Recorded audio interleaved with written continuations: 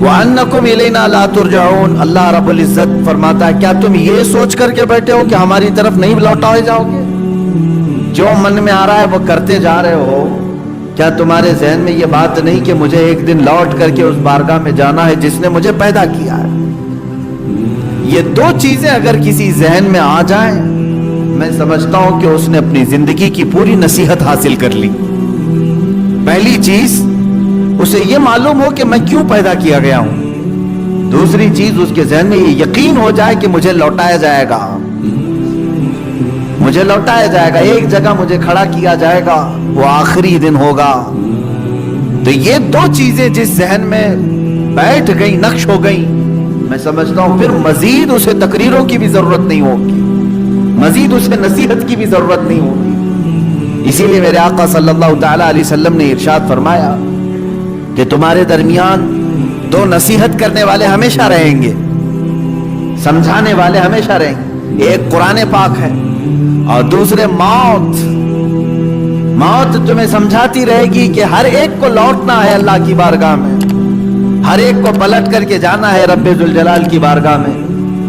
اور پھر بزرگوں نے یہ روایات میں بیان فرمایا، جس بندے کو یہ دو چیزیں سنوار نہیں سکی، تیسری کوئی چیز اسے سدھارے گی بھی نہیں۔ موت لوگوں کی دیکھتا ہے، جنازے اٹھاتا ہے، اپنے ہاتھوں سے دفن کرتا ہے، مٹی ڈال کر کے آتا ہے، پھر اس کے ذہن میں یہ بات کیوں نہیں آتی کہ مجھے بھی اسی مقام پر آنا ہے، مجھے بھی اپنا پورا سفر طے کر کے یہیں آنا ہے۔ اب یہاں پر میں ایک مختصر سی مثال دوں گا۔ مجھے یہ بتائیں، ہبلی ریلوے اسٹیشن پر ٹرین رکی ہوئی تھی، کوئی بندہ جلدی سے چڑھ کر کے بیٹھ گیا ہے۔ ہم نے اس سے پوچھا کہاں جا رہے ہو؟ کہا پتہ نہیں ہے، معلوم نہیں ہے۔ کہاں سے آئے ہو؟ کہا معلوم نہیں مجھے، وہ بھی نہیں معلوم۔ تو آپ کی نظر میں ایسا بندہ کیا ہوگا؟ پاگل ہی تو ہوگا، بیچارے کو یہ بھی نہیں معلوم کہاں سے آیا ہے، اور زبردستی چڑھ کے بیٹھ گیا ہے، اسے یہ بھی نہیں معلوم ٹرین جا کہاں رہی۔ دنیا میں یہ دو چیزیں جسے نہیں معلوم اسے بیوقوف نہیں، مہا بیوقوف کہیں، جسے یہ معلوم نہیں کہ وہ کہاں سے آیا اور کہاں جا رہا ہے۔ سفر یوں ہی نہیں ہوتا، آپ ایک بس میں بھی بیٹھتے ہیں تو پوچھ کر بیٹھتے ہیں کہ کہاں جا رہی ہے۔ ہر ایک انسان کو اپنی منزل معلوم ہے۔ اے انسانوں، تمہیں اپنی اس پوری لائف کی ڈیسٹینیشن کیوں نہیں معلوم کہ تمہیں کہاں تک جانا ہے، تمہیں کہاں تک پہنچنا ہے؟ ایک بات تو قرآن نے ہمیں بتا دیا ہے کہ ہم آئے کہاں سے تھے؟ جنت سے آئے تھے، کیونکہ ہمارے باپ کا وطن ہے جنت۔ آدم علیہ السلام وہاں رکھے گئے تھے، وہ اتارے گئے دنیا میں، ایک لمبا سفر طے کیا، ہم دنیا میں آئے ہیں جنت سے، ہماری روحیں جنت سے آئی۔ ہمیں ہمارا اوریجن تو معلوم ہے کہ کہاں سے آئے ہیں، لیکن اکثر یہاں بھول گئے، غلط ٹرینوں میں چڑھ گئے، انہیں معلوم ہی نہیں ہے جانا کہاں ہے۔ آج اگر تم نے طے نہیں کیا کہ جانا کہاں ہے تو زندگی تمہیں ایسے چوراہے پر لے جائے گی جہاں تم گمراہ ہو جاؤ گے، تمہیں پتہ بھی نہیں چلے گا۔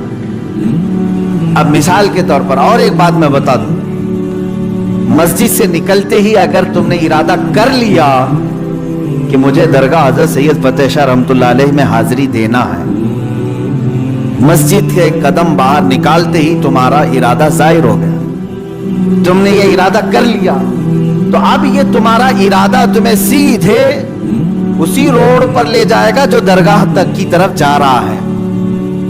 لیکن تم یوں ہی اندھا دھند چلتے رہے، کہاں جانے کا ہے سوچا ہی نہیں۔ تو مسجد سے باہر نکلنے کے بعد کیا کرتے ہو؟ ہوٹل میں گھس گئے، دکان میں کھڑے ہو گئے، کسی شو روم میں چلے گئے، دوستوں سے بات چیت کرتے رہے، شام ہو گئی، کیونکہ ارادہ ہی نہیں تھا جانا کہاں ہے۔ تھک گئے تو سونے کا بستر ڈھونڈ لیا۔ اتنا ہی ہوگا؟ تمہاری لائف میں بھی یہی ہے میرے عزیز، زندگی اسی طرح ہے کہ تم نے اگر آج طے نہیں کیا کہ ہمیں جانا کہاں ہے तो इसी तरह भटकते रहोगे, कभी पान की दुकान, कभी होटल की चाय की कट्टे, और ये तमाम चीजें तो ठीक है, लेकिन इंसान ऐसा भटकता है कि उसे पता ही नहीं चलता कि मुझे किस जगह पर खड़ा होना है। आज ये तय कर लो कि मेरी मंजिल अल्लाह की जन्नतुल फिरदौस है। जब तुमने ये तय कर लिया तो तुम्हारा ये इरादा ठीक ठीक तुम्हें उसी रास्ते पर चलाएगा। इंसान का मजबूत इरादा उसे उसके रास्ते पर ले आता है, अल्लाह की हिदायत भी हो। लेकिन सोचा ही नहीं, कभी आज तक सोचता ही नहीं मैं कि मुझे जाना कहां, ये मालूम नहीं। पूछो पकड़ करके किसी को, रोजाना सुबह हो रही है, शाम हो रही है, सुबह हो रही है, शाम हो रही है, जिंदगी का सफर कट रहा है, ये कहां तक जाएगा? अक्सर तो ये कहेंगे जैसे चल रहा है चलने दो, हमें क्या मालूम कहां तक ये जिंदगी ले जाएगी। मेरे अजीजों, जिंदगी कहां ले जाएगी? तुम इसी तरह पंचर गाड़ी में बैठोगे तो पता नहीं कहीं पर भी टायर फटेगा।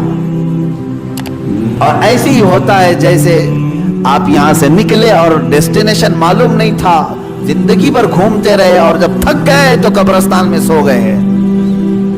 तुम्हें उठा करके सुला दिया गया, हो गई जिंदगी, खत्म हो गई। लेकिन वो बंदा जिसे अपना डेस्टिनेशन मालूम है, जिसे अपनी मंजिल मालूम है, जिसे अपना घर मालूम है, वो भटकता नहीं, उसी रास्ते पर चलता है। मेरे पास टाइम कम है, मुझे जाना यहां तक है, वो तेजी से दौड़ता है, या सवारी मिले तो उस पे सवारी पे बैठ जाता है।